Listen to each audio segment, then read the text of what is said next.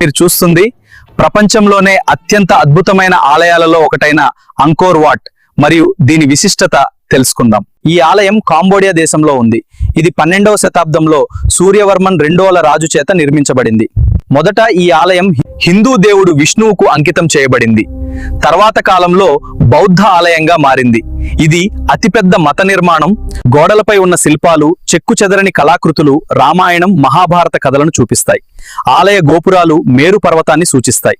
UNESCO సంస్థ దీనిని ప్రపంచ వారసత్వ సంపదగా ప్రకటించింది. అంకోర్ వాట్ కేవలం ఒక ఆలయం కాదు, ఇది చరిత్ర, సంస్కృతి, కళలకు ప్రతీక. Thanks for watching.